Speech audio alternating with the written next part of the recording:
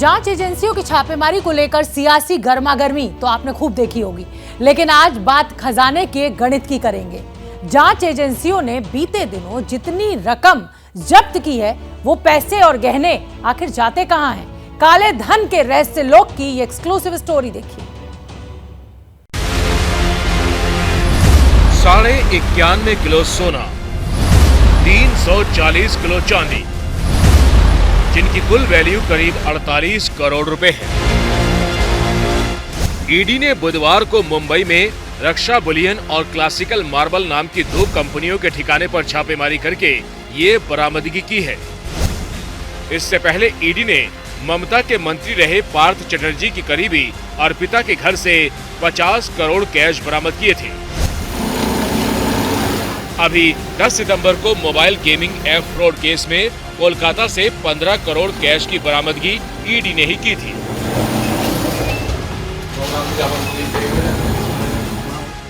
हाल ही के दिनों में ऐसे दर्जनों मामले सामने आए हैं जिनमें ईडी यानी प्रवर्तन निदेशालय ने छापेमारी कर करोड़ों रुपए और गहने जब्त किए हैं।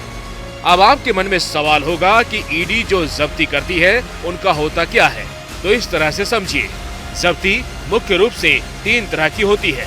पहले कैश की जब्ती, दूसरा गहनों की जब्ती और तीसरा प्रॉपर्टी की जब्ती। छापेमारी में जब्त की गई चीजों का पंचनामा तैयार किया जाता है। केस का जो जांच अधिकारी होता है इस पंचनामे पर 2 गवाहों के साइन करवाता है। जिसकी प्रॉपर्टी होती है उसके साइन भी इस दस्तावेज पर करवाए जाते हैं। इसके बाद जब्त की गई प्रॉपर्टी केस प्रॉपर्टी बन जाती है। अब इसमें सबसे पहले आपको कैश के बारे में बताते हैं। ईडी जो पैसे जब्त करता है उसमें कितने नोट हैं, कितनी गड्डियां हैं और कितने के नोट हैं, मतलब 100 के कितने नोट हैं, 500 के कितने, 2000 के कितने और इन नोटों की कितनी गड्डियां बनी हैं, इन सब का ब्यौरा पंचनामा पर लिखा होता है। इन पैसों को ईडी सरकारी बैंक में जमा करवाती है, मुख्य रूप से स्टेट बैंक ऑफ इंडिया में। कई बार केस की जांच के दौरान इन पैसों की जरूरत होती है, तब ईडी केस की सुनवाई तक पैसों को अपने पास भी रखती है। कैश की जब्ती समझने के बाद अब गहनों की जब्ती के बारे में बताते हैं। ईडी ने अगर सोना, चांदी, गहने या फिर कोई कीमती सामान बरामद किया है तो उसका भी पंचनामा बनता है, जिस पर एक एक चीज का ब्यौरा होता है। सोना, चांदी, गहने और कीमती सामानों को सरकारी मालखाने में जमा करवाया जाता है और वो तब तक जमा रहता है जब तक केस का फैसला नहीं हो जाता।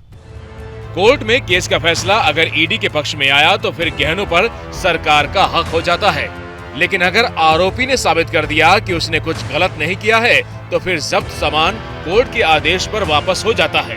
कई मामलों में जुर्माने के साथ भी संपत्ति वापस करने का आदेश कोर्ट देता है। कैश गहनों के बाद अब प्रॉपर्टी की जब्ती का हिसाब किताब भी समझ लीजिए। जब ईडी किसी की प्रॉपर्टी को अटैच करती है तो उस पर खरीद बिक्री का इस्तेमाल नहीं करने जैसा बोर्ड लगा देती है। हालांकि कई मामलों में घर और कमर्शियल प्रॉपर्टी को अटैच किए जाने पर भी उनके इस्तेमाल को लेकर छूट है। पीएमएलए के तहत ईडी 180 दिन यानी 6 महीने तक किसी प्रॉपर्टी को अटैच कर सकती है।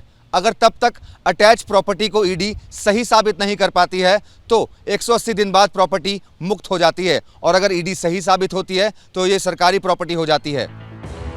हमारी रिसर्च टीम ने जो आंकड़े दिए हैं उसके मुताबिक 31 मार्च 2022 तक ईडी ने 1 लाख करोड़ से ज्यादा की संपत्ति जब्त की।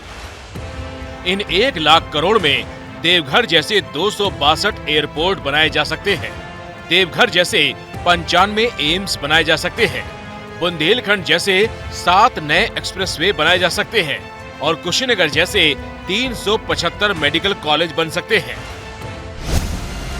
ये आंकड़े मार्च 2022 तक के हैं। अभी इसके बाद करोड़ों रुपए और सोने चांदी ईडी ने जब्त किया है।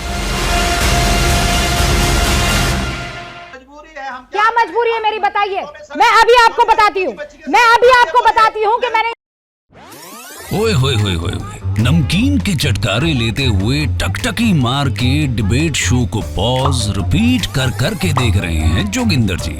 इनकी तरह आप भी देखें अपनी फेवरेट डिबेट्स को रिपीट कर और डाउनलोड कीजिए एबीपी लाइव ऐप अपने स्मार्ट टीवी पर।